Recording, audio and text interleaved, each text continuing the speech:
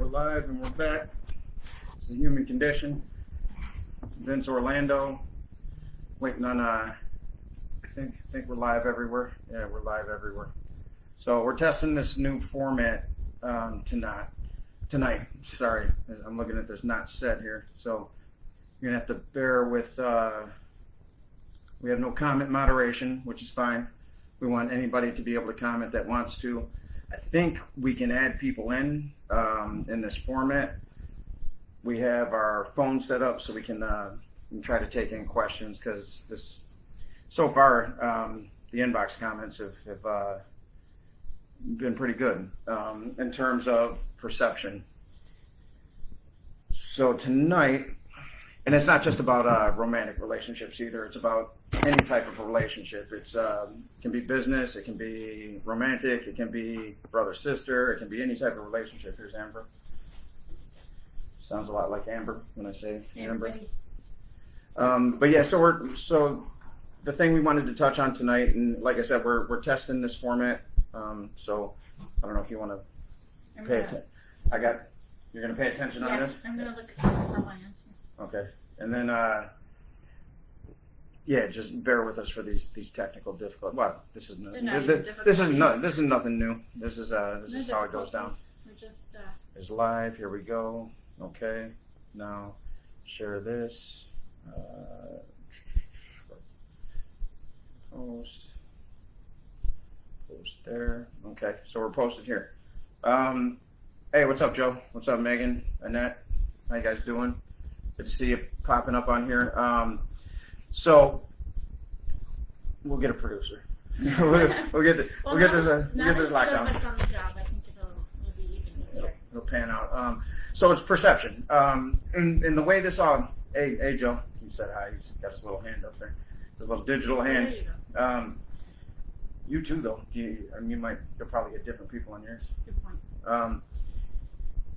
So the way this came up is I was in my men's group with Men of Today on Saturday, and I just had this thought, and it's something that I've known for a long time, but it just registered with me that in order to have a relationship with anything or anybody, there's a metric that I've innately gauged myself by. I'd say ever since the experience with ketamine and the birth of my son, where the neural pathways opened up to unconditional love, and I started working to try to be better. But I just had this epiphany that was really just validation of the way that I've tried to act in relationships. That if you at any given moment in any interaction with a circumstance or with another human being, if you are wishing for that person or that circumstance to be anything other than what it is, you can't progress. You are no good to the circumstance, you are no good to the person, you are no good to yourself, because you're not living in the moment. You're living in a fantasy, basically, of you wanting that person or that thing to be something other than what it is. It's not. It's that thing. You might have hopes that people work together towards goal. And one of my favorite things that I've heard from a therapist was, well, you either grow together or you grow apart, right? And that's in any group, that's in any circumstance. That's eventually somebody will discern what's for them and what's not for them, and they'll move in the direction that's for them. And if that person, that circumstance doesn't fit that, well, it's going to move in an opposite direction. A lot of times we attach ourselves to the success of a relationship, perceived success, and when it starts to move in an opposite direction, we take that upon ourselves as a bad thing, as a flaw in ourselves, something we need to fix. Sometimes it is, but what I've realized is, for the most part, if I were to be in an interaction with you, and in my head I'm wanting you to be something other than the person who's speaking to me in that moment, we could never have a real conversation. I'd be stuck in my thoughts. Right, because you're never actually listening. Never listening. Or even truly observing, because you're filtering too much through your own meaning-making machine. Yeah, well, that's the thing, is I'm looking at you and I'm waiting for an opportunity to respond so that I can. It's like sales. You're looking to respond so that you can have this person conform to your idea of who they should be, and that it doesn't work. And so many people enter relationships from the guise of, well, if they only did this, or if they only had that, then this would be perfect. And you go into this relationship like that, and all of a sudden, you're constantly at odds, and they're not even like stereotypically bad relationships. It's not that, not necessarily. No, I've been in them where it's like, it's not a bad relationship. I've been in real toxic relationships, and these weren't bad per se, but we weren't present, and when they don't last because you're, and I take that as a testament of what, it's not even true love, because true love can be had, I think, under the right set of circumstances if the person's right. I think true love opens up when you get okay with yourself. Well, that was our experience. Prior to, I wasn't ready. I just couldn't see beyond my own selfishness. I thought it was pretty selfless, but I wasn't. But I wasn't okay with myself, and when I got okay with myself, the universe opened up in a way that I wasn't even asking for it to. It just kind of did. And then there you were in France, locked down on a pandemic, and we had met on Instagram, and so it does obviously work for romantic relationships also. If I don't think I've ever once. I know you don't like me leaving the TV on tonight. Like little stuff like that. You're not trying to change it. I mean, you might shut it off or ask me to shut it off or whatever, but there's a difference between somebody who attributes that, because that is it's something I've gotten used to being by myself. I just leave it on and fall asleep. But you could look at that person and say, "What an irresponsible asshole." You know what I mean? Like there's a difference there. I could make that mean a whole lot of things. Well, ascribe identity to it. Yeah, exactly. Create a whole story around it when it doesn't mean anything at all. Two things. One, earlier, a lot of the stuff you're saying kind of amounts to what many of us have learned is just projection, right? When we meet anybody, we instantly have some sort of an idea as to what they are. Or should be. Based off of our previous experience or knowledge or wishes and dreams and who they could be in our lives based off of the space we'd like to fill. Well, again, like Clint said, whether or not that's romantic, it's business. Often, it could be business, could be a friend even. I mean, there's tons of toxic friendships. People don't talk about that so much. Talk about it in romantic relationships, but it happens everywhere. But I like that you didn't actually. I brought up the word because it seemed like it was like glaring when you were saying all the things you were saying. But which word? Projection. Oh yeah. Well, and it's what it is. And that's what it is. But I like that you didn't say it because it wasn't just instantly saying, "Oh, well, this is that," and it's just something that we all do. You can't even say it's bad. We just do it as part of how we function. Well, because I could have labeled it immediately as this psychological term. And you know what? There's a stigma attached to that. I remember when I was first told I was codependent. Bridget's saying she can't hear very well. Is that with everybody? No, that's me again. Last time I had this problem. Is that better? Do I have to project more? Let's check out. My mic's testing. Where's my snare? Turn up my snare. Hey, Bridget, can you hear now? Is that better, Bridget? Heather? Do I need to just project? Heather, I agree with your comment too. Discernment is very important. Discernment is key. Yes. Discernment is key in everything. Like there's a difference between judgment and discernment is necessary. Or just you. Yeah, this is the same on the last one we did. Do you need your snare? Maybe you need another mic. I have another mic if you want to. No, it's directional. It's very. Can you hear now, Bridget? My other mic's not directional. You got another mic? Yeah. You bring your own mic? That's fucking fantastic. That is beautiful. How is this plugged in? It's plugged into the board over there. All right, she's going to grab her mic. I'm going to control the snare. She needs some more snare in her headphones. Oh, this is a true audio setup. Mine's a USB mic. Which you could run here, but let me check. Bridget, can you hear this? Yeah, they say you sound far away. Okay. Hey, well, man, we should be paying you guys for this. Very quiet. Okay, we'll fix that. We're fixing it now. We're going straight to the USB setup. We will kill this mic. Can you hear me? Testing, testing. 1, 2, 7. There we go. Look at that. Look at that, Mike. Brought that all the way from France. That's why it's you. You're loud and very clear. I'm typically loud. I'm glad I'm clear. I can hear him all over the whole house. Because Loud mic. I mumble frequently. Yeah, see if that works. Yes, this will work. There you go. It's over here. Okay, so anyway, in regard to projection, that's what it is, right? I love that meme, and you guys can speak on whether or not you're familiar, where one person's standing on one side of the 6, the other person's on the other side of the 9. The one person's pointing at it saying, "This is 6." Right.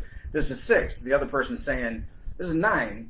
I didn't post that meme because you know, I know where our thought process goes, and people might take that as an innuendo, and it may well have been. But the thing is, they're both right, you know, and it's very hard for people to say, I don't like the TV on at night, but is that wrong? You know what I mean? Like, just using that. I don't mind throwing my own little flaws out there because it's, you know, they're petty, and I don't ascribe them to me as a human being. It's just, I can objectively look at myself and look at the mistakes I make. I can look at my accomplishments. I can look at these things as an outside entity and say,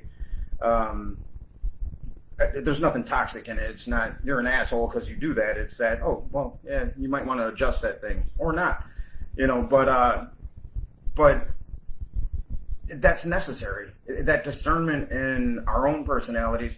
That's the thing, is if we can't be discerning and objective with our own flaws, we can't with another person. And that's why until I learned to be able to do that, there was no us. It couldn't have been. You know, we found each other when the universe said, all right, doors are open. You know, that's, you guys are, and not that we don't have shit we need to work through as a couple, but, you know, it's what does she say? You have to, well, it's not about change, Heather. I mean, I get what you're saying, but it's grow together, right? Like my therapist said, you either grow together or you grow apart. And I knew after my last relationship, and even with business, like Patrick, if you're listening, like me and Patrick bump heads all the fucking time, and we'll continue to. But I don't want him to be different than who he is. I don't sit there, oh, I wish Patrick was this way or that way. There's things in business that I would like that he does differently, and so you talk about them. But you can't talk about them if you're defensive about them, and if you're ascribing those to the person's identity and saying you're that, the conversation can't be had. It's kind of like racism. When you talk about racism, we all have gone through series of trauma in our life, and we built these defense mechanisms, not consciously, right? Like, they're just there, and we know where we've been hurt subconsciously, and we know and our subconscious knows where it needs to step in to try to protect ourselves. If you can't bypass that mechanism, well, you'll always be in your defense mechanisms. You'll never get to the neocortex, and never to the frontal lobe. You can't even get it because you'll be near fight or flight, and your brain's always trying to decipher, am I in danger? Is this person trying to attack me? Survival. So until you have the conversation, you got to work on it with yourself. Well, you said something that's huge when I think about all of this, which is identity. Right. Identity is something that we, I think, as humans are unique with. We have this built identity.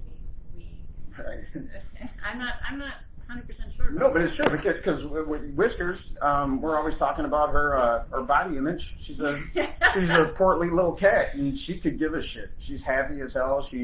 When she hears me in the kitchen, she wants those treats. She don't care what we say. She has no body image. She's just a cat enjoying life. She doesn't know she's gonna die. Give me the treats here before I talk anymore. How's the sound, you guys? Someone just put a little heart. It's good. You can hear me. Is this mic better? Somebody do a dance and send us the video.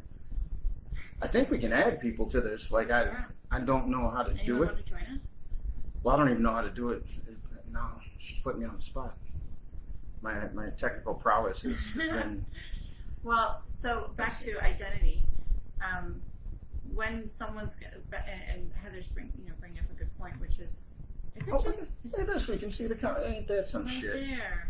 think I that's. see them for. Why can't you hear me? They still can't hear you? Sure, Mike. Share the mic. That was an actual.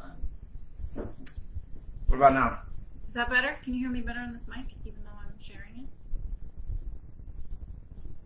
Steve Zorns, you're fired. You gave me the setup, but. Yeah. So either way, the second mic doesn't work so well. Maybe before it was picking up on your mic. It could be the channels. I don't know. I mean, I'm sure they can hear you now, so I'll just move when you need to. All right. I mean, it's literally right here in front of my mouth. So let's see. Rockstar. Oh, yes. Better?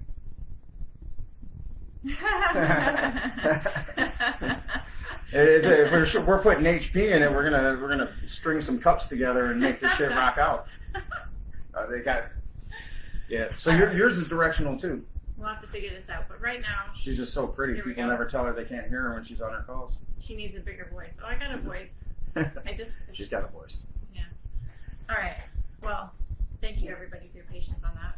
I was in the play in elementary school. I was Cinderella, and someone yelled out, "Talk louder!" But were you Danny Zuko? No, I wasn't Danny Zuko. I was Cinderella, unfortunately. But you know, I wasn't coached by the drama teacher to talk louder. Someone in the audience told me. Well, that's oh, you're adorable. Oh, Look at that. thank you. She says use it. She does. She uses it. And we don't mean this to be a big cheese fest. Sorry, guys. But you know, it's because this translates. It is cheesy. It's going to be cheesy if it's just me and you. That's why we need that buffer to break up the cheese. We need a cheese monitor. Glenn, where are you at? Cheese filter. Yeah, cheese filter. Okay. Okay, so just based on perception, if I'm okay, so with Vinny, we'll go deep, right? So Vinny spoke about suicide, right? He wound up going to the mental hospital, and that was extremely painful. I am not valuable to him in those circumstances. If I want him to be different than who he is, he's that right now. And at the beginning, I was very much, thinking about, I broke the cycle, or I've worked so hard to break the cycle. Why can't he just see that? He can't see that. Attaching your journey onto his journey as if he's an extension of you. Which he is to a certain extent, but he's not. He is, but not. He's his own. Khalil Gibran's poem on children, where it talks about steadying the bow and you let it go. You know what I mean? That's all I can do is steady the bow. But if I wanted that circumstance to be different than what it was, how can I even speak about suicide to him? How can I even talk about real feelings because that is the sign of dysfunction in a family is, well, when they appear to be perfect, you know that they're not. And all my HP people right there, we know dysfunction well. I'm not saying it's it's a 100% thing, but we know where we come from, and it's in these areas where you're going to see people sweep things under the rug and present this and I did it for most of my life. I had this perfectionism disease. Everybody knew I was poor. You know what I mean? Like, everybody knew that. Like, I wasn't fooling anybody. In my head, I had this idea of what people might think of me. So I spent my entire life trying to protect against the fact that I might be exposed. When there was no exposure to be had, I was who I was, and I was denying that. Nobody else really was. But the sign of a dysfunctional family is one that presents an illusion of perfectness all the time. Because I know a lot of families where this has happened, and they're embarrassed to speak about it. They can't let the incident be what it is because it's too embarrassing to them. So, and that's a codependent thing, right? They take responsibility in a toxic way. Not that, okay, I may have made some missteps let me adjust my parenting, let me adjust this and that. There's a difference between that was a shitty way to do the things I did, let me adjust, or I'm a piece of shit. Right, self-reflection versus taking it on as now a representation of who you are. Which is toxic shame. And if I were, we couldn't coexist. And healthy way. And this is why most people, I don't want to say most, I don't know most people. I know some people. And I would say in the majority of the people that I know, they find it real hard. The relationship, what do you hear about online? The same shit all the time. It's the same shit all the time. Men are this, women are this, why can't this, why can't that, why, you know what I mean? It's the same, and it never changes. It takes on different forms on the surface. They're the same things. We can't communicate. Why can't, but the second you say, why can't this person be this, you're not in it. You're out. You're out of the thing. Yeah, well, you know, we don't need to go back into the male-female thing strictly, but or relationship, but specifically men and women. I can't think of her name right now. She wrote the Queen's Code. I'll think of her name in a second when I'm not talking. Her thing is that women tend to expect of men, instead of being men, that they be a perfect version of what they think a good woman is.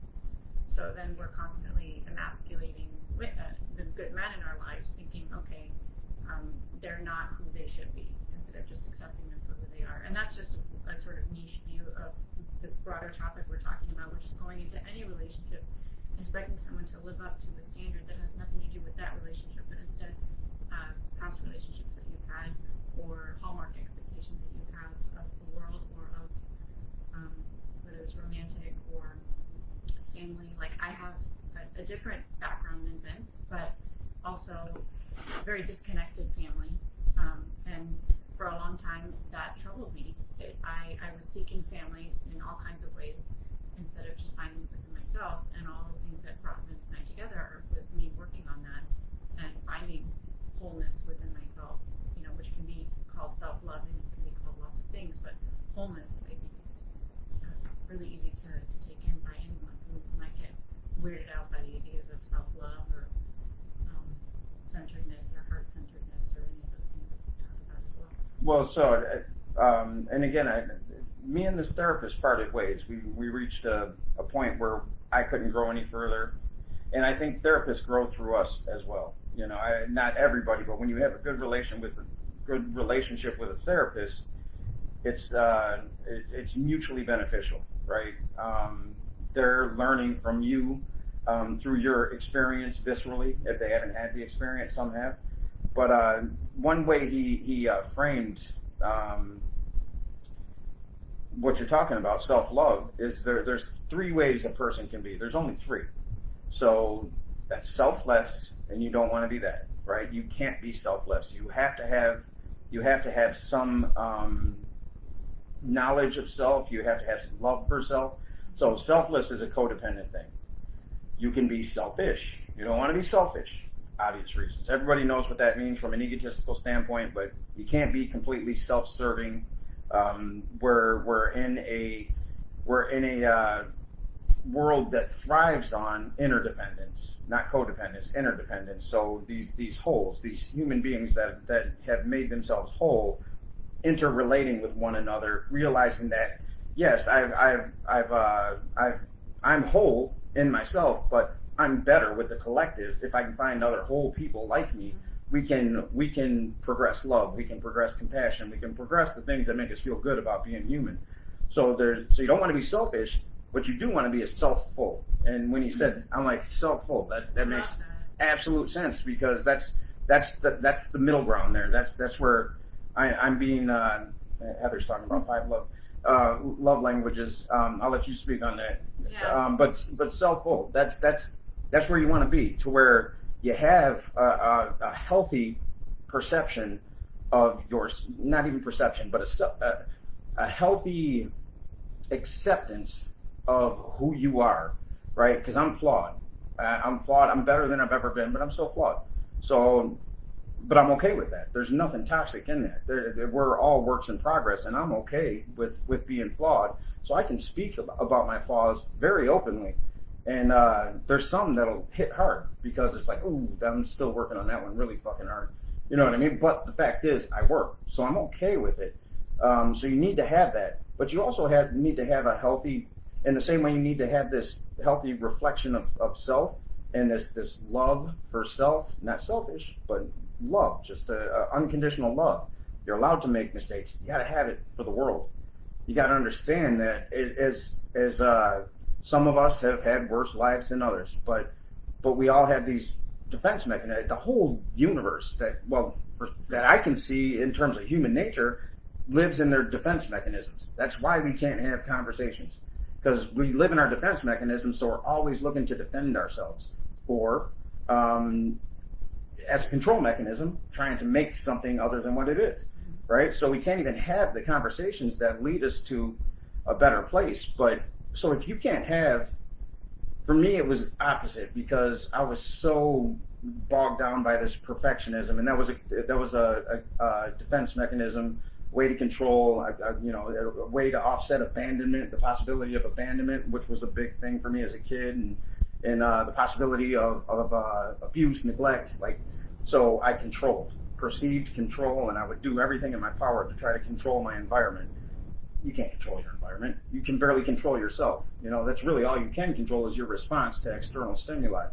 So for me, I was able to give that grace outside of myself first, and then it was real hard to come back to compassion for me. And then once I got to compassion for me, then the world opened up. Then things started to, when they talk about manifestation, then it started to happen, right? So we live in a reciprocal universe. You know what I mean? It's reciprocal. You can't just take or give. It's lopsided. Yeah. And you can't get those things that you want if you are not those things already. Impossible. You can't. The name of the person I was talking about earlier, her name was Allison Armstrong. You guys want to check her out? I didn't think to bring her up except for just randomly right now, but her work is a lot around perception, actually. She doesn't, I've never really heard her say it exactly like that, but it's definitely, it's not so much the sort of men are from Mars, women are from Venus, that book that's, I don't know, 30, 40 years old now. It's more about the struggles that we can have in our relationships are basically based off of our misperceptions of one another. And that's one of my big takeaways anyway. There's a lot more to it. But I want to open up what you just said, but I also want to address the Okay. Yeah. But what I wanted to open up there is we are meaning-making machines, right? So I make it mean something about myself if I see a flaw or someone points out a flaw and my ego blows up, or maybe it doesn't. I make anything that you do mean something about me or about us or about you, or what is it? Who are you based off of that one thing that you did? Put a pin in that, and then on the other end, what if none of this is real? That's another conversation that we have, but how can we step away from saying, okay, that's just my perception, that's not real, that's not truth, and at the same time, this might be another episode, but if none of this is real, how can we still live in that relationship? And maybe this brings us into the noble gases conversation, part of the conversation. Yeah. Yeah. Okay. So put a pin in that for 1 second. So 5 love languages. Getting feedback from my mic. I turned it up. Heather, you're the best. Yeah. Thank you for the. She's hired. The live notes. I hope this is better. Oh my gosh. Oh, your phone maybe. No, because your phone's right there. My phone maybe. Maybe that's a perfect example. Maybe it's your phone. Maybe it's my phone. That's a good example of just taking responsibility and fixing something and moving forward. So yeah, anyway, we both knew about the 5 love languages before meeting, and so when we did meet, we were like, oh, let's do the test. So we did the 5 love languages test. I don't know if you've done that before, but we were so compatible, in the sense of, not that it's not looking for compatibility, but in the sense of the idea of 5 love languages, for those of you who don't know, everyone has different ways that they like to be shown love. There are 5 main ones that were identified. I think it's affection, words of affirmation, quality time, acts of service, and what's the 5th one? I can't think of it right now. Thank you. There's 5. The 5th one's, I'm blanking on the 5th one. Anyway, if you let's say you love receiving gifts. If you are, and this is perfectly aligned to the subject of the podcast too, because it's perception. If you love receiving gifts and you think that the best way to show love to your partner or to someone else is by giving them gifts, they might care less about gifts. So if they care less about gifts and they would rather, affection, well, then they're going to be starved for affection. Meanwhile, you're giving them things and giving them things, thinking that you're meeting their needs. So anyway, we took that test just to see where each other was at, and we don't have to work too hard to meet each other's needs or to bend over backwards because we're pretty aligned on that. So that was a fun surprise. Ooh, look at this. Sorry, I'm having fun with the producer stuff. Create a poll. Yeah. So what did you want? We were going to come back to. Well, we could argue forever. Noble gases. Hey, Karen, how you doing? Noble gases. Yeah, so we could argue forever on what truth is, right? And Sam Harris and there's a famous one with Sam Harris and Jordan Peterson where it was their first. They don't agree on a lot, but they can have intelligent conversations with each other because they don't judge each other and they're not trying to they're trying to win these academic arguments, right? These spiritual, philosophical arguments. They're not trying to change the individual. So they sat there for 3 hours on their first podcast together, and they had a debate, which we're not debating. We agree on a lot. We don't have to, but it's not a debate because I don't have to win anything. I don't have to win your approval. You don't have to win my approval. You don't need to think the way I do. I don't need you to think the way I do. In fact, that would be pretty damn boring if it was like that. Even though that's how I wanted it in the past, but that was only because I wasn't okay with myself. So that was in my attempts to control my environment. But so we can't really speak on what truth is. Do you have a fan blowing on you? It may be hitting a mic. But Is your computer on? it does, but it should be. Sounds like, what the hell is going on here? We're gonna have to lavalier you, honey.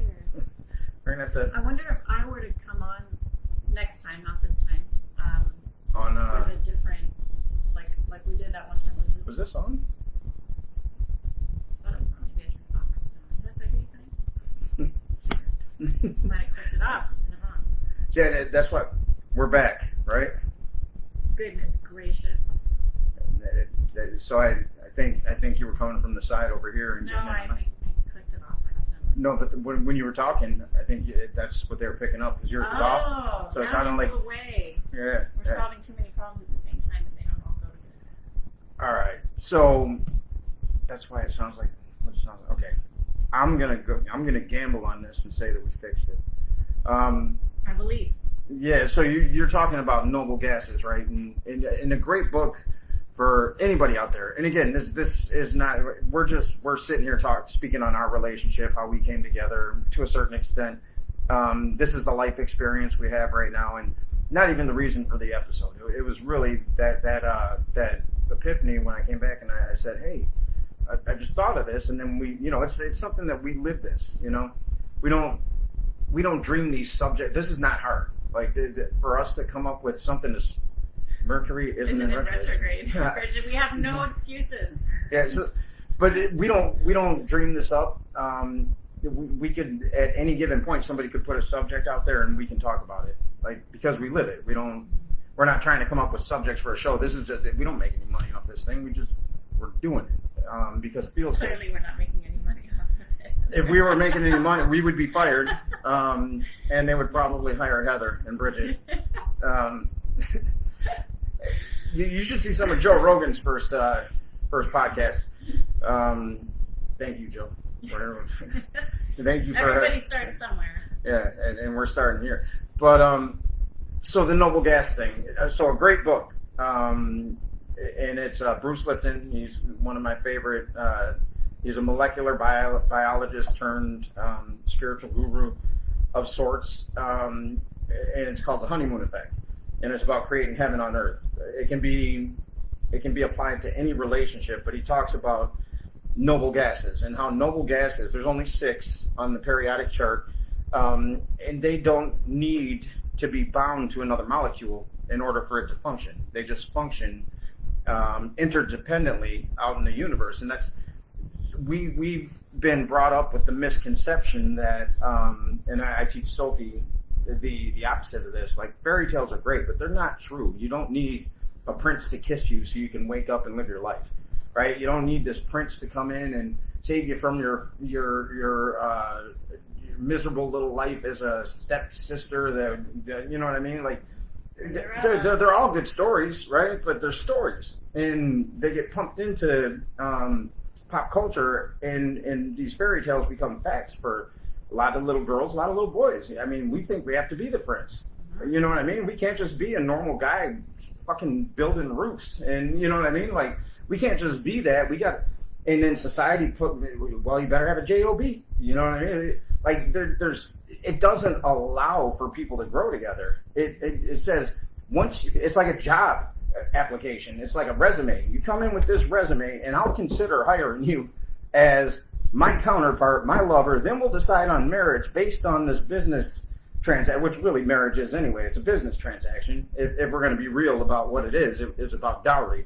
It was never about God, ever. It was about bringing. It was about combining families and establishing a life. It really grew out of the caste system, is where it came from. But that's another episode too. Another episode for another day. So yeah, so noble gases.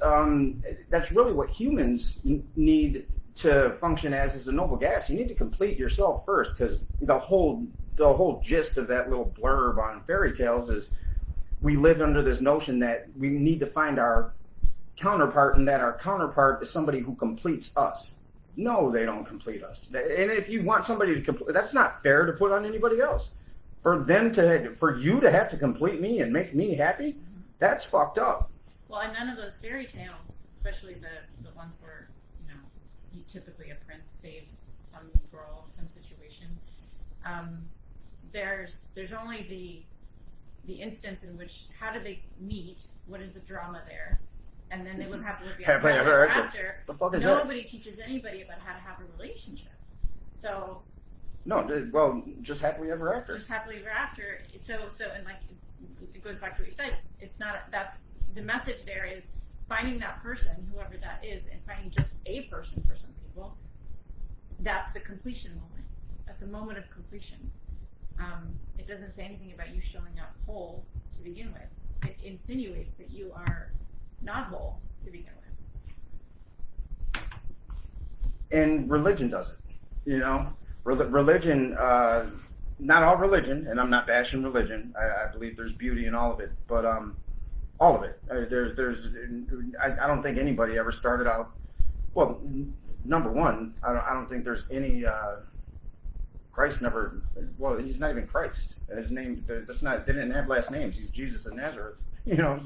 But Christianity spawned as a result of him, and all Christ means is it's Messiah. That's all it means. It had nothing to do with the name, but nobody starts out with bad intentions. They're all.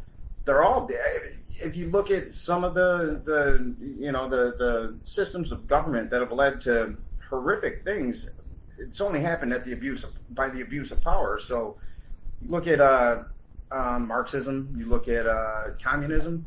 Well, if you look at the concepts, those are great concepts. Like, these are people that lived in oppressive regimes, and they wanted to figure out, well, how can we make the collective work well together? And then you find out that, well, humans really aren't wired that way. There's a hierarchy, and there's always going to be greed-driven people within that hierarchy that will abuse those who would choose to work together. But the thing is, we couldn't be abused like that if we functioned as wholes. If our goal first was to I can't remember what I said when I first met you, but I know it was along the lines of being on a growth trajectory. Yeah. You said we were talking about what excites you. It's well, somebody who's really interested in growing, like, because it will never be at this. You're female, I'm male. I don't know if anyone has noticed that, but by birth and by choice, that's what we are. And we've had very different life experiences. So for me to be near you in age and to think that we could be even remotely similar in our life experiences is ridiculous. But I think I thought that in the past, or I think I wanted that because I was really trying to fix me through that other person. And again, that's not fair. It's not fair to put your happiness on somebody else, or your business partner, or your teacher, your learning on your teacher. Like, there's all these different relationships we can break down and say, we put too much pressure on people to fix us. But it's very societal. Or subconsciously. Right. We don't necessarily think that. Like, you could No. say that and say, oh, well, I don't do that. And you would be telling the truth, right? Because you don't intentionally. But it is a societal thing, you know. What happens when you know, when there's a shooting, a mass shooting, everybody's looking for something to blame, right? And yes, there was a shooter. Yes, there's guns. Yes, there's all these elements, but rarely do we get down to the nuts and bolts of what's the core there. It's hate, right? That's a driving factor. So we meet this hate with hate. Burn them at the stake. Burn them to get prison for life. I would kill that motherfucker. And you know what? Those are very human, very acceptable. It's okay to be angry. But when you meet that anger with anger, you just throw anger onto the fire. So when you meet your counterpart or your business partner, your lover, your husband, wife, whatever it is, your children, and you assume these roles, father, daughter, father, son, husband, wife, and you're meeting them from a place of control, what do you think you're going to get? It's a negative energy signature. So we're just compounding this negative energy signature. Then, and I'm laughing because everything I'm saying comes from personal experience, and I can look back at myself, and if there's any ex-girlfriend that's watching this right now, they would be saying he's full of shit. He is full of shit because my experience with him was this, and this. Fuck him. He's a liar. He's just trying to show off for that new girl. You know what I mean? Like that's and they would be telling the truth in their head, right? And from their lived experience. Their lived experience. When that happens. Well, Heather here says, she says we have to want to fix ourselves, and that's completely right. And what that made me think of, Heather, is that if he wasn't actively growing, but I was, I can't trust him anymore. Mm-hmm. I can't trust him to embrace my mistakes on my growth path. I can't trust him to not be that person who points a finger and says, yeah, well, last year you said this. Mm-hmm. Well, so what? Now I'm saying this because I made a mistake, or I learned better, and now I'm this, and tomorrow I'll be that. And to be able to trust your partner or whoever you're on a growth path with necessitates that everybody be willing to be vulnerable to growth. Growth necessitates that you are vulnerable. And that's tough. It's tough for anybody. You know, females do get victimized, right? But so do males in different ways. But you know, for us to show vulnerability means we can get victimized. We can't show that weakness, and it's so much. It's different now, but it's not. You know, now you watch how roles flip, and you talk about demasculation. Well, now it's on the other side of the spectrum. And if you don't do this, this, and this, then you're not a real man according to today's standards. If you don't do this, this, and this, then you're not a real woman according to today's standards. Now today's standards, now you can choose what you want to be. But you know what's crazy is you know, even in that choice of, say, male, female, and all the different types of things you can apply to gender now, you're choosing a label. You know what I mean? It's a societal label.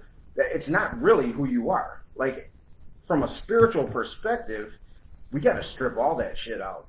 And then when you strip all that shit out, then you can truly interact with the world around you, with the people around you, with the circumstances around you. You can deal with a mass shooting, and you can try to find the pain in there. You can try to find the love in there. You can try to find the hurt in there. You can seek to understand rather than judge.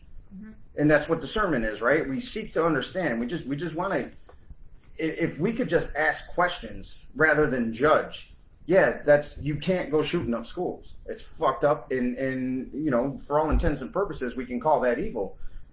But what I try to do now is ask why. And maybe I can get lost in the why before I deliver hate. And what you do to a person that's acted in hate like that is you validate their stance. It's like with the whole Trump thing. And Heather was a Trump supporter. I mean, Heather can talk. You know what I mean? We don't agree on anything politically, but politics are man-made. They're bullshit. They're all bullshit. And I know from a spiritual perspective, they're horseshit. So yeah, I get some entertainment out of talking about them, but at the end of the day, none of those people are going to change me or my life. I'm still going to be me, and if I ever get pushed into a corner to where I think somebody's taking my rights to the point where, well, I'll die for that, and I know that for me, so I don't have to be afraid of it. But me and Heather can talk about it, and we don't have to bash each other. We never have. You know what I mean? And we have extremely varying opinions on what's right, what's wrong in terms of that. But as far as I'm concerned, it's all bullshit. The core of us has nothing to do with power structures. You know what I mean? That's the worst thing we can do is look to those power structures and base our identity on it, because that's what they feed off of. That creates the separation. Democrat, Republican, who fucking cares? You want your kids to grow up in a healthy environment? You know what I mean? Like, who gives a shit? Like, we all pretty much want the same shit, except for the power structures. How do we get off on this? Well, it's perception. It's all relative. It's all relative. Talking about power structures, do you need to plug in your computer? Yes, power structures. Yeah. So while he's doing that, do you think it's necessary to be friends before lovers in order to have a successful, bountiful relationship? Such a good question, Bridget. I'll let Vince answer from his perspective when he comes back. I don't think so. But what I will say is that it really depends on what you're bringing to that interaction. So whether it's sexual or friend or whatever, or just a relationship with some kind of, say, feeds off that negative energy. Yeah, back to what are you bringing into a relationship? Yes, please.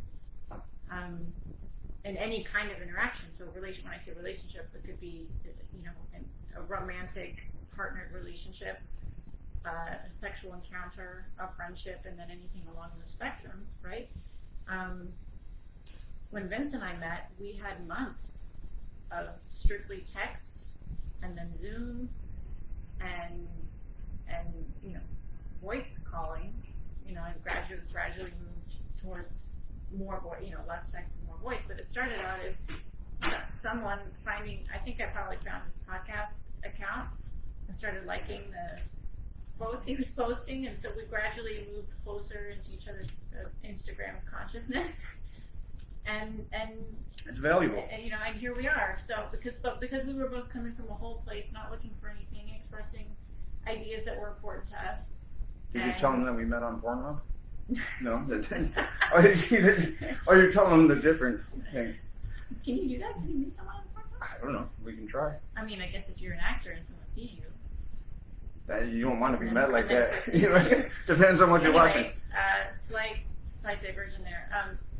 I don't believe that you need to be friends first, but I do think, this is what I was getting at, Vince and I were able to develop more intimacy without ever being in proximity to each other physically than I have been able to develop in advance of having an intimate connection with someone, like physically, with ever in my life. I don't think it's a simple equation of we had this many months and then we finally were able to get in the same room and then we finally decided to have sex. I think it's just about developing intimacy. So however you go about having that intimacy and what that requirement is for you, then that's what you're gonna need. We decided to have sex long before we were in physical proximity. Yeah, maybe that was gonna happen. No, but that was the value. So the pandemic and the lockdown, it wasn't all bad. And I don't mean to be dismissive of, because I suffered too. We all suffered as a result. I didn't suffer. There were painful. Suffering's a choice, right? I chose to move beyond the suffering. I made concessions where I needed to, and I moved past it.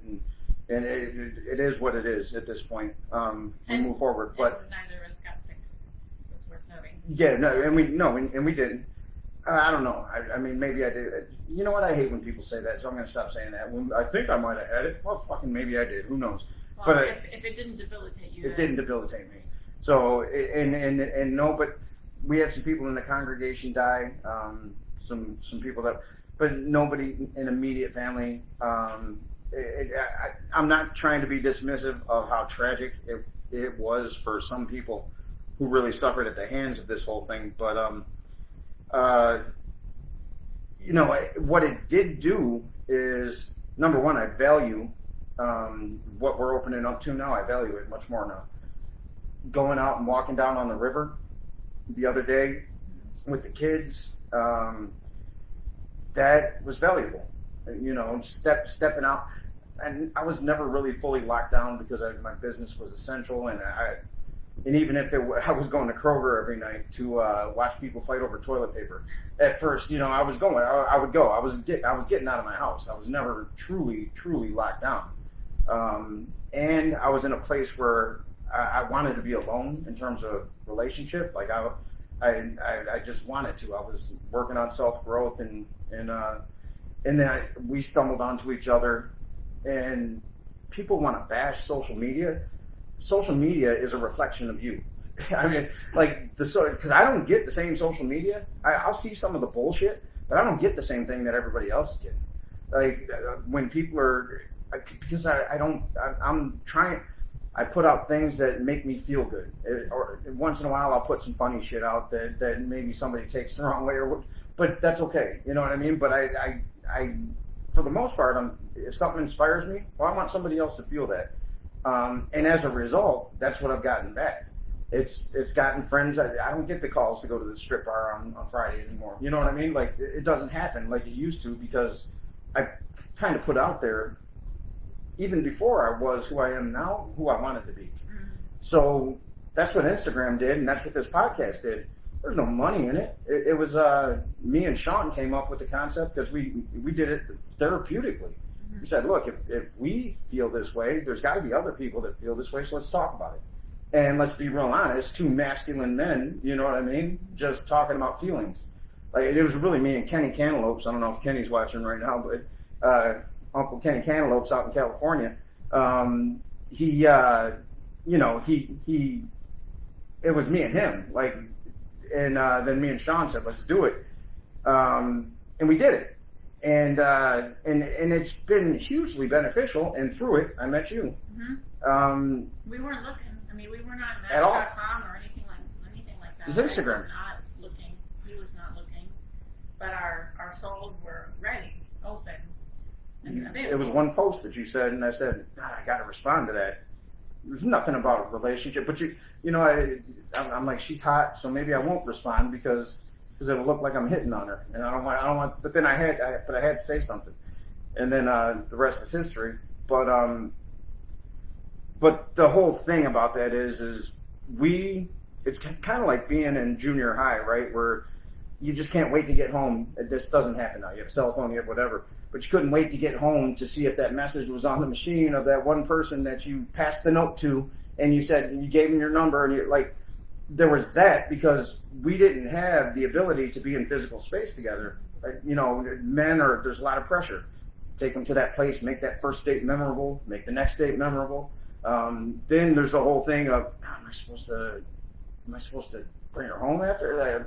And am I supposed to sleep with him? Like, there's all these stupid little things that get laid on top of what it is to just connect with a person and let things grow. So we got to be discerning in our conversation. Like, very early on, we could have decided, oh yeah, no, that's I don't want to continue this conversation. Yeah, connected to that is because of, this is what I think, because of where we both are in our lives, and we have plenty of past experience romantically in various relationships, is that both of us, but I'll speak for myself, is I was not interested.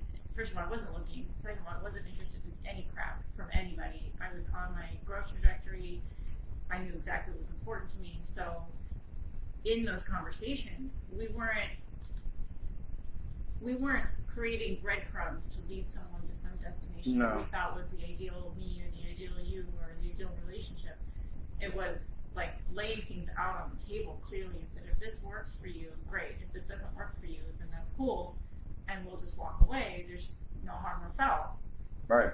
And you're cool and let's stay friends or whatever. Like there was we would have no been able to attachment. network. No attachment. No, and that's huge. That's so, and the root cause of all human suffering is attachment, and people. So I'm always saying non-attachment, and it's a Buddhist concept, right? And all it means is that society, from the third trimester until we're 3 years old, our personality is being formed by our external environment. So we have all this stimuli coming into our non-discerning brains. We have no moral compass. We have nothing to guide us, and everything we take in is fact. And before we can even say a word, we have figured out what life is subconsciously. So we take in all this information, and then it creates these attachments to, number one, the way the world should be. You know what I mean? Like the world should be no way. No way at all. Like for me to sit there and say, when Vinny mentioned suicide and wound up in a psychiatric hospital, for me to say that shouldn't happen would have been such a disservice to where he is today and where I am today, because it happened. Like that's life. Life happens, and we don't control how life happens all the time. We think we do, but we don't. So I just had to be present in that moment, and I had to be objective about where I was, but I also had to say, well, life can happen that way. It can happen that way, and our job is to respond to that, not react. We don't want to be reactionary. You know, Viktor Frankl talks about that space between stimulus and response, right? So if you have no space, which for most of my life I didn't, PTSD kept me in a state of near fight or flight all the time. So I was very reactionary, and that was from my defense mechanisms. There was no discernment because I couldn't breathe through life. With Vinny, I was able to breathe, and I was able to emote in a way that I've never emoted before in my life. I was able to crumble after I dropped him off at the hospital. The first crumble in his bedroom and just let out this fucking wail that I thought only actors faked, right? So that's why I stayed away from it. I told you I'm gonna do Streetcar Named Desirable. I'm ready for that, and I can do Stella now. I can get down there and have it be real and visceral. But and parents aren't doing a disservice when they say, well, I want the best for you, right? I want you to go to college, because that's what they know. They know that's the way. You know what I mean? And when you come from an environment where you suffer financially, well, parents are, number one, they're trying to survive. Number two, they want better for their kids. So they're giving you advice that they think will do that for you. And that creates attachment sometimes. Sometimes we think, well, if I don't graduate high school at this age, then I'm a failure. If I'm not married by this age, I'm a failure. If I get divorced, I'm a failure. And it's that toxic shame that Heather was talking about earlier. If you guys want to know more about toxic shame, look up John Bradshaw. It's amazing. That's where I got the concept from. But we wear it, and then we go through life thinking we're shit.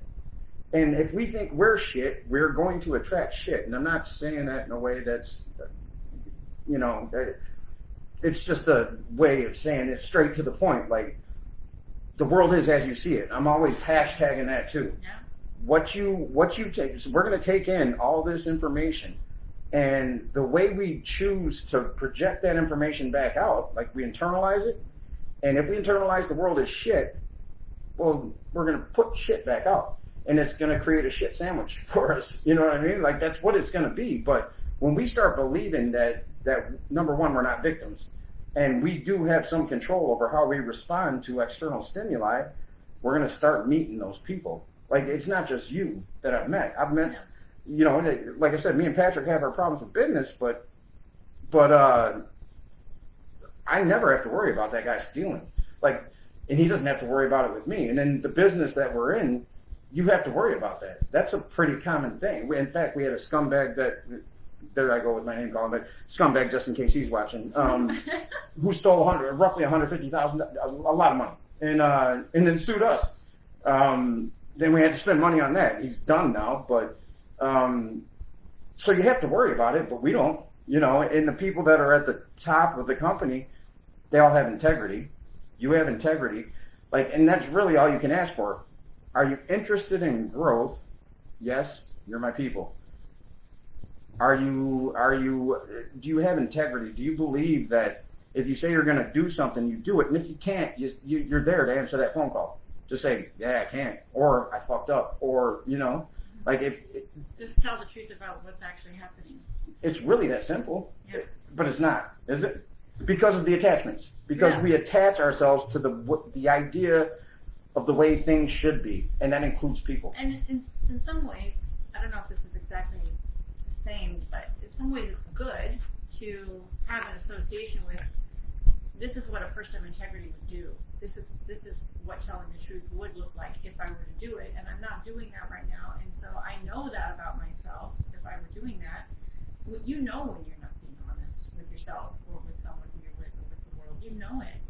And so if you don't want to know that about yourself, you're going to now create a new story, and you're going to deflect, and you're going to do things that are not going to be in service of yourself or of the relationship or of the matter at hand.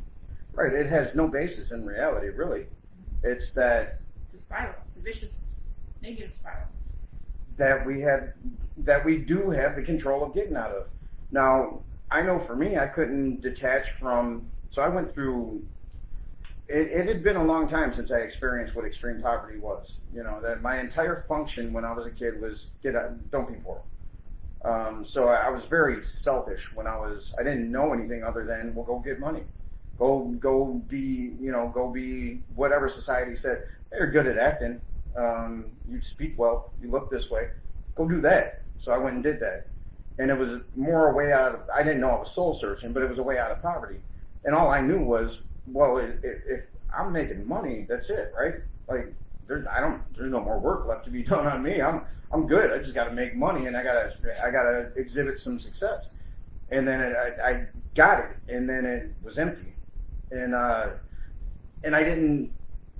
So my ego and my defense mechanisms pulled me out of poverty, and I have to credit what was built for being able to do that. But at a certain point, it becomes a disservice, because if you've pulled yourself out of a crisis situation or several crises, then those defense mechanisms no longer serve you, and when they become part of your identity, it's near impossible to let them go without. For me, it took severe trauma. Like, I had to be traumatized, and then eventually it was the birth of any and quantum physics and ketamine.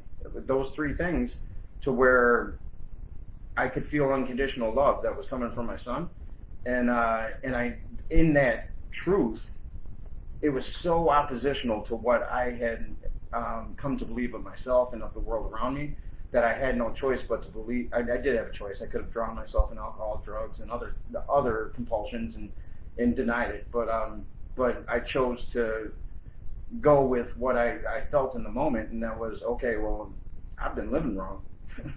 I've been living wrong, and luckily that happened.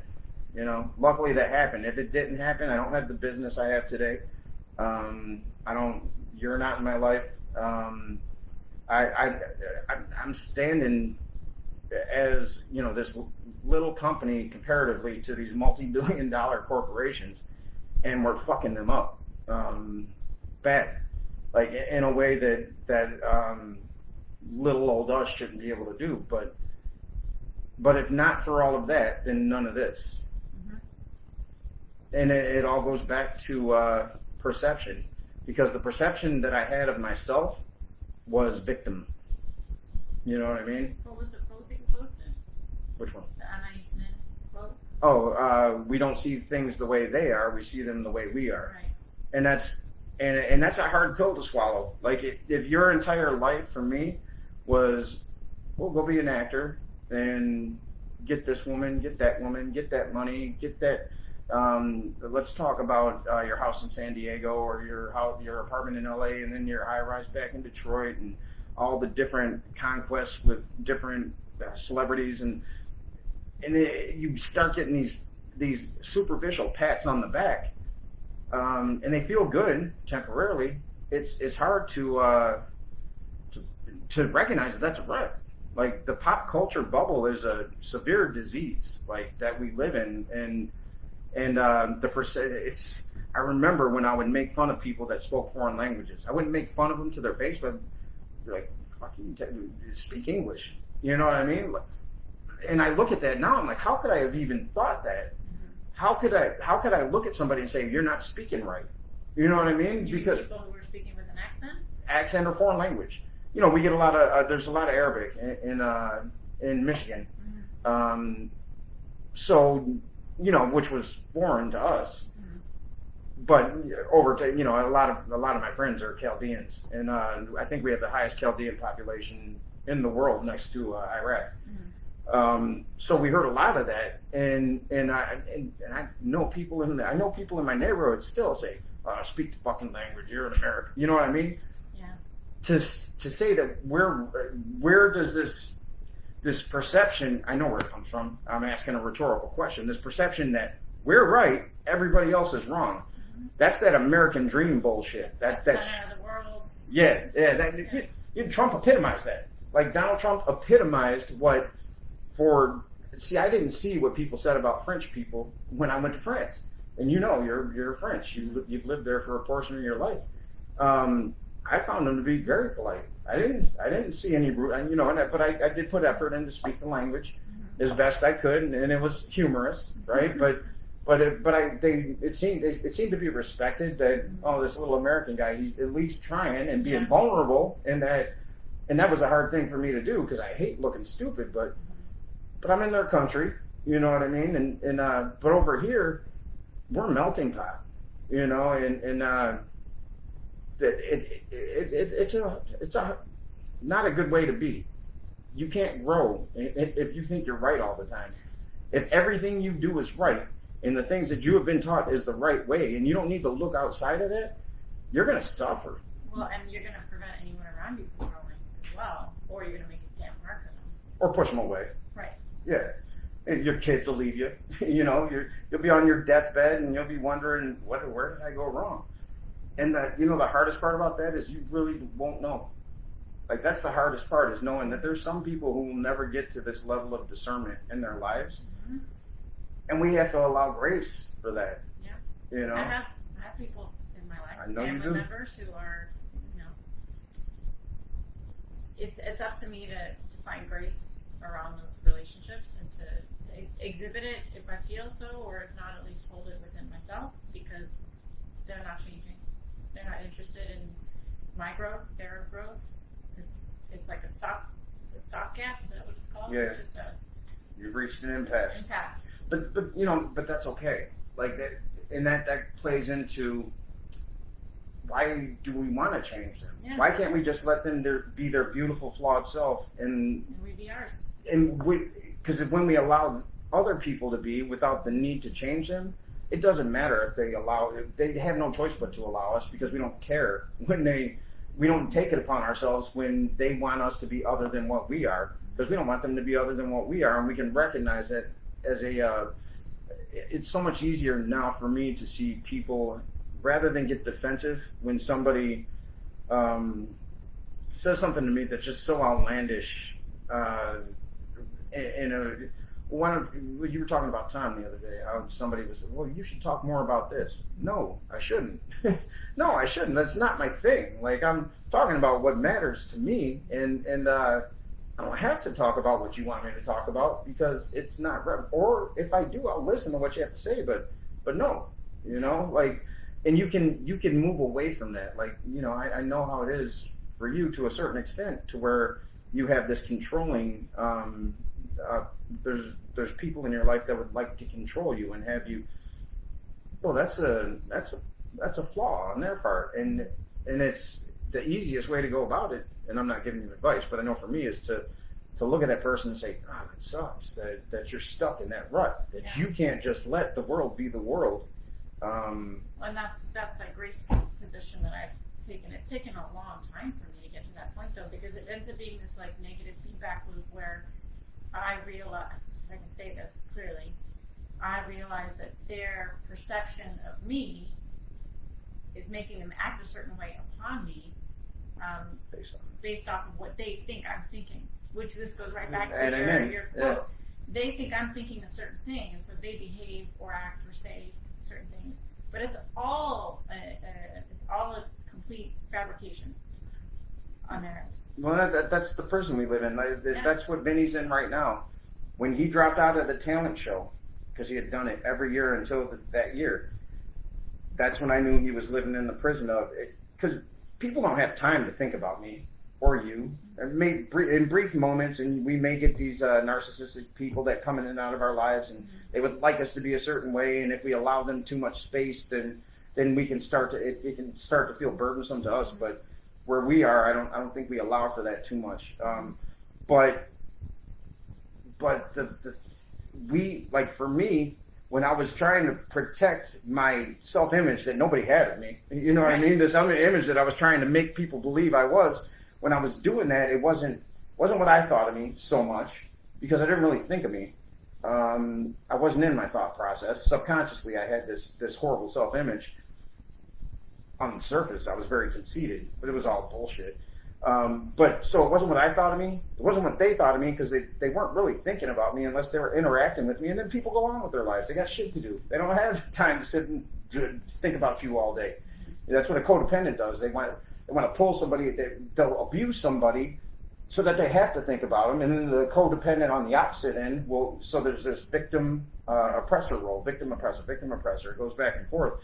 So if you're not in that loop, nobody gives a shit, really. But it's not what I think of me. It's not what you think of me. But it's what I think you think of me. Yeah. And it's trying to create this perception. We it's like putting on a play at a theater where nobody is. You know what I mean? Like you're putting on this show and nobody gives a shit. No one's even going to review it. You're in a 99-seat theater and nobody's watching except for the person you abuse the most. You know what I mean? Like, it's kind of what it's like. Vinny's living in that prison right now, except he doesn't care about putting on the road, which I think is a benefit. I think that's a huge thing, and that's why he's going to be able to grow through this fast. He really doesn't care deep down, but there's these, he has a very low self-image. So the thought of being embarrassed is when he goes into acting, he disappears into it. Like you said, he can when he's playing somebody else. Right, when he's not in him, when he's not trying to represent himself. To me, it's not super alarming because he's an adolescent. That's an adolescent. Very adolescent thing. Very few adolescents, if any, don't go through puberty. Years of feeling like an outcast, or they don't belong, or the ugliest, stupidest, most awkward, etc. Well, and Vinny's going through brain balance now, but the screen addiction that we all have, except for you guys who are here right now, and us that are speaking to a screen. But it's true that there's a screen addiction, and we're pioneer parents in this realm to pioneer kids who are falling victim to a 24/7 bullying cycle, this constant bombardment of either dopamine, where they're getting this fix of whatever it is. I highly recommend anybody who hasn't seen it, go watch The Social Dilemma. It's probably the most important documentary of this decade anyway, but they're constantly being bombarded with either this false dopamine fix, or something telling them they're not good enough. If you just do this, then you'll be good enough, and they all want to be influencers and whatever the case, but that's never happened. Well, it's not new, but there's so much of it now. Well, it's not everywhere. It's right in their face constantly. It's in our face too, but it's different. We're not as susceptible to it, I think, as kids are. No, we're near. But we are, people are. You see it. Yeah. You see, people. It's crazy what people are doing to their faces, and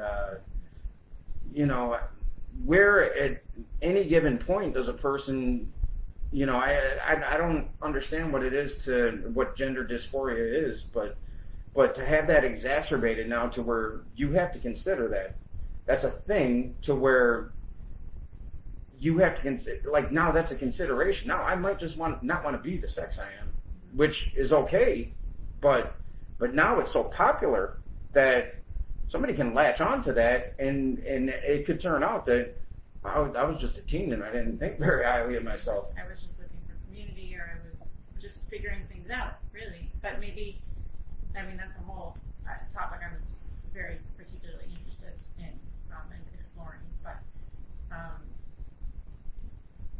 being fed constantly, who said it earlier about the echo, not the echo chamber, but the algorithm? Yeah, yeah. You know, we create this. What did we say earlier? I'm going in the echo chamber direction, but just in terms of like the algorithm reflects what we're already putting out into the universe, right? And Our projections. And energetically, or even just the ideas that we latch onto and then follow, like they're fed back to us. That becomes an echo chamber. So this other stuff about, you know, gender is it is a niche on the interwebs as well.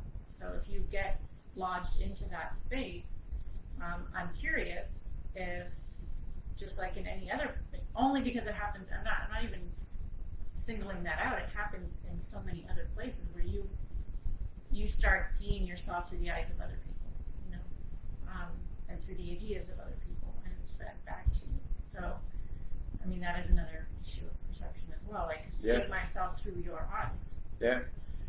Yeah, and it's, like you said, 24/7. Like, it's 24/7. We used to be able to, so if we got bullied at school, we got to go home. We got to go home. We didn't have to hear that shit. If we're having a bad time with whatever our boyfriend, girlfriend is at the time, we don't have to answer that phone call. Let it go to the answering machine.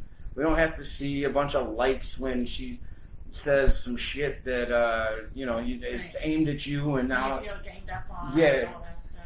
It's just, imagine being an adolescent times 100,000. Like, right? It was tough to be an adolescent. I mean, I was in the psych ward when I was a kid. I just wanted to be out. I just wanted to be out of my environment, and it didn't matter. I don't think what the environment was really. I think I was just as an adolescent, you get that way, and you just don't want to be where you are or who you are. You want something else, and if you don't have access, like we have access to the internet now, we can search for meditation. We can search for things. What does that mean, mindfulness? Like, now people can search and they can find. They can also search porn. They can search flat Earth. You know what I mean? They not bashing flat earthers. Or people who watch porn. At all. I mean, we all got our vices, but you can search it and you'll find your people. You know what I mean? You will find your people. Satan rules the earth. You'll find your people. Flat Earth, and there's some theories there. You'll find your people. If you want to believe that Scientology, God's an alien, right? Maybe. I don't fucking know. You know what I mean? I'm not going to sit there and bash Scientology either. But the point is, the internet gives you access to anything you want. So that can be either toxic or it can be positive. For me, it's been positive. But you've decided to make it so.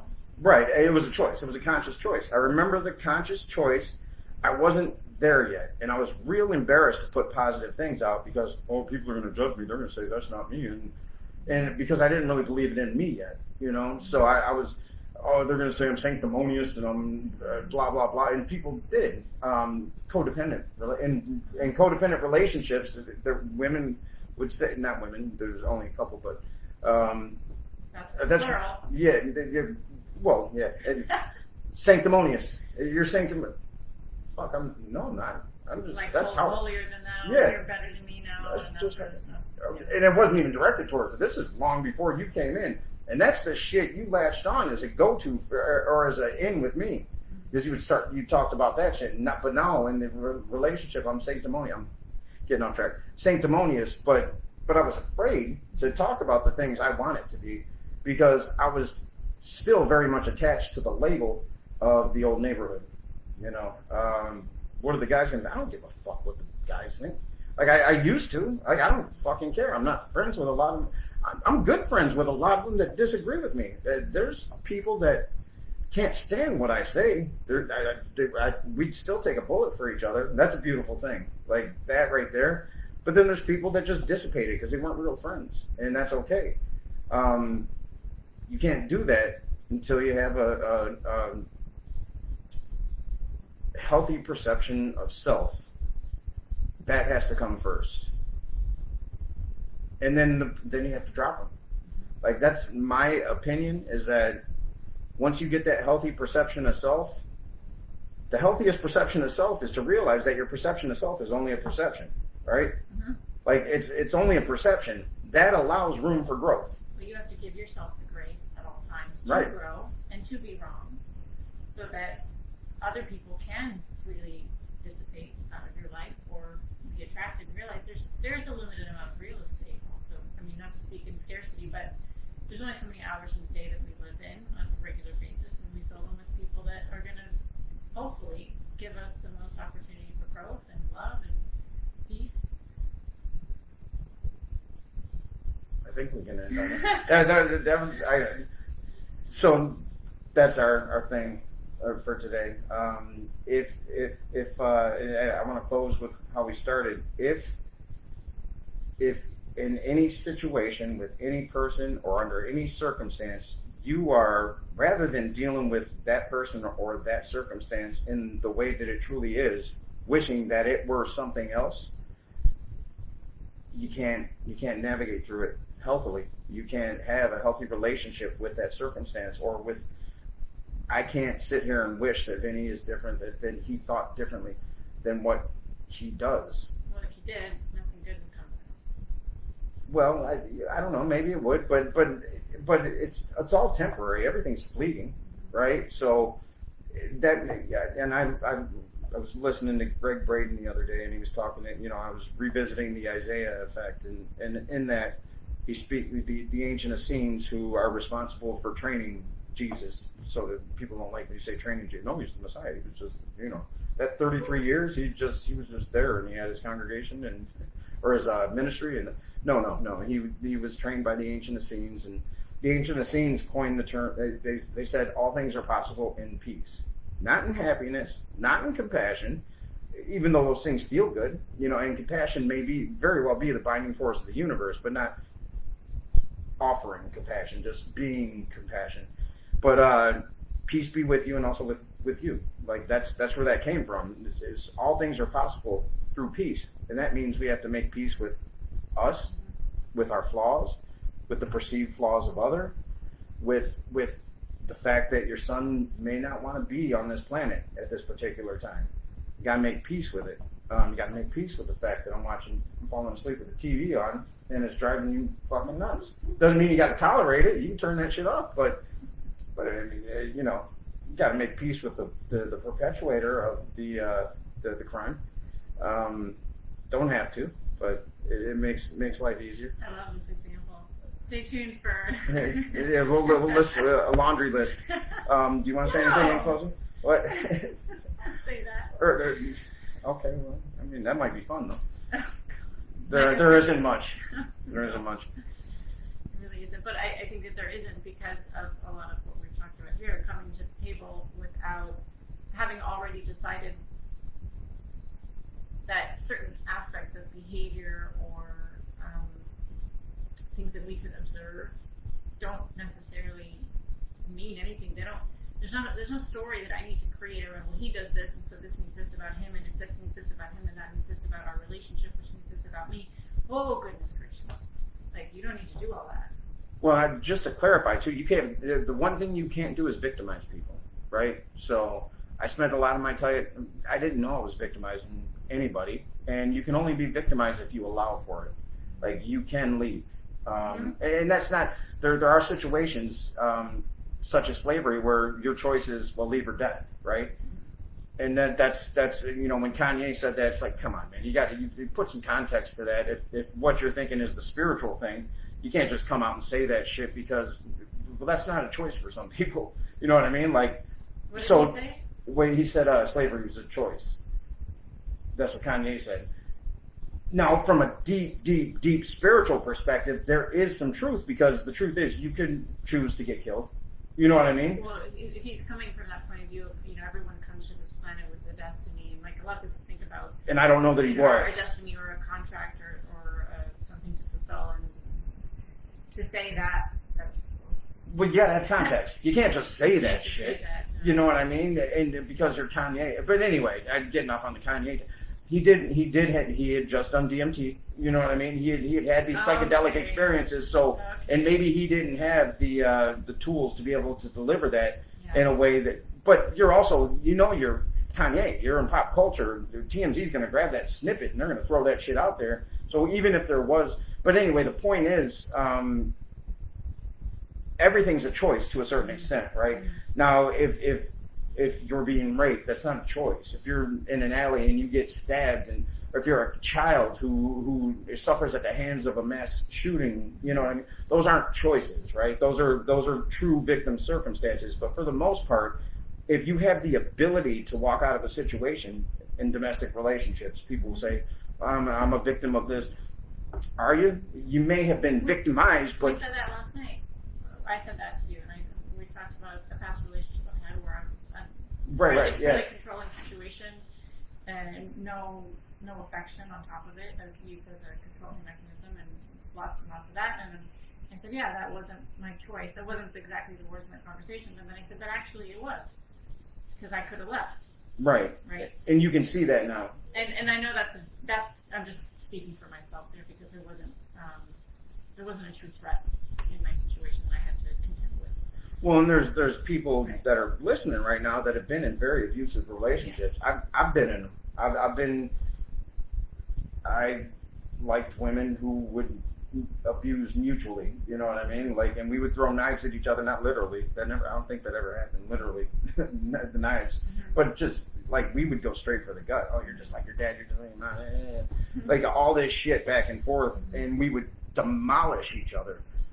In retrospect, what did I see when I was up until 3? I can't remember it, but I know what the fuck it was because my mom tells me, and it plays its way out. But so we're not saying that in immediate victim circumstances that you have a choice. But what the Buddhists will say, and I believe in this fully, suffering is a choice. Pain is part of life, right? Mm-hmm. You're going to experience painful things. If with Vinny, that's about as painful. I used to always make, and I think I manifest this because, and it's not just about me because he's going through shit too. So it's not just me, but this is how I am able to cope and move through the situation and be of value to him. Hopefully, to be of value. Is that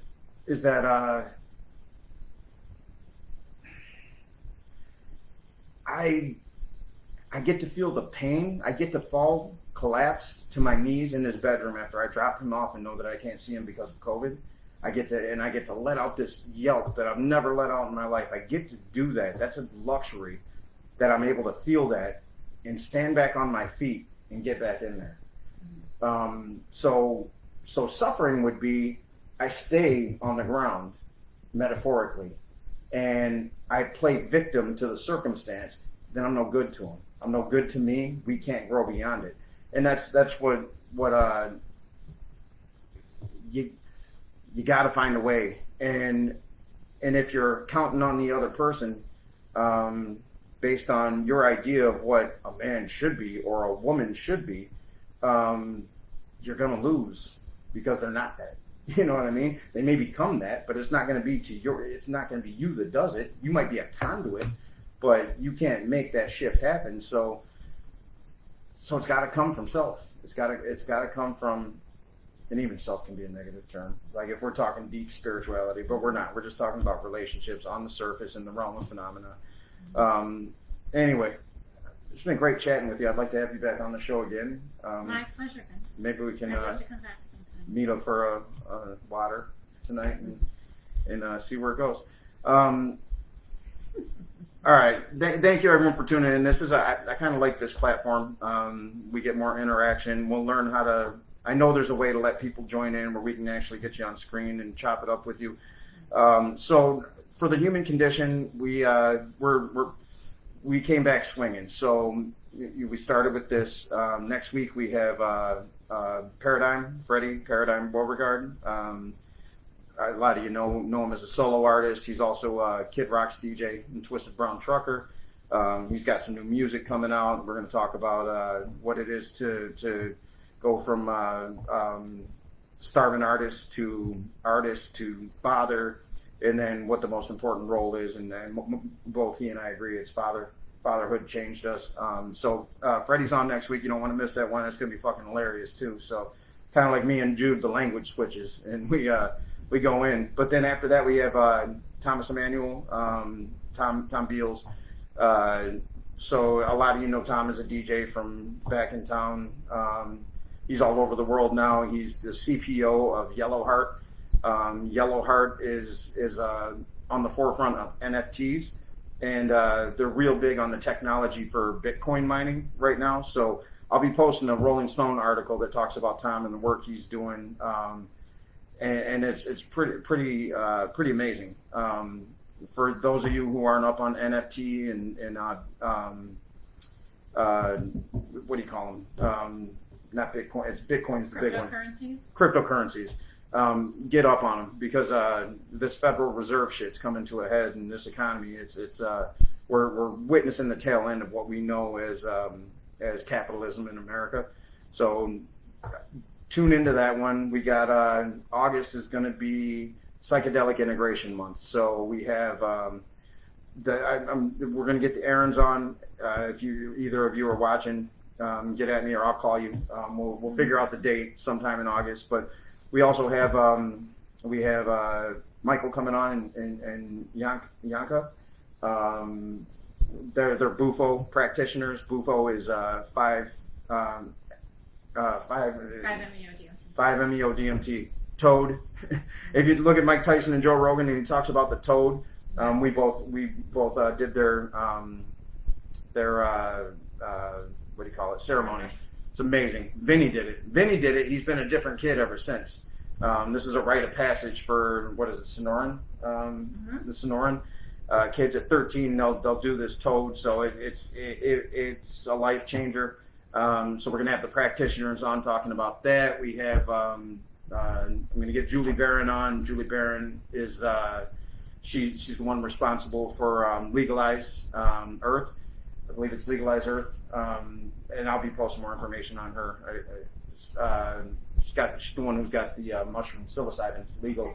Oh, right. So Julie, she'll be talking about psilocybin, and then there was somebody else. But lots coming up. Yeah, there's a lot coming up. There was somebody else that I spoke to. Anyway, I'll be posting it.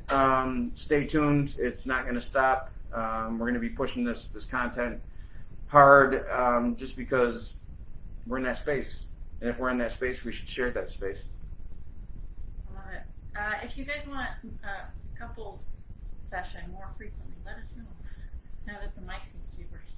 Yeah, and and not that we're aficionados, but we've experienced some things that we can share, and you can also find us on Pornhub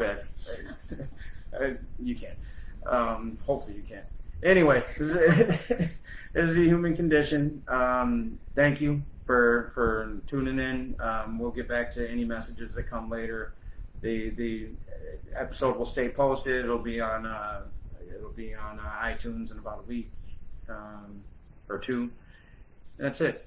Love you guys. Thanks for tuning in. Thank you. We'll see you next week with Freddie, Paradigm Beauregard. Peace. Thank you.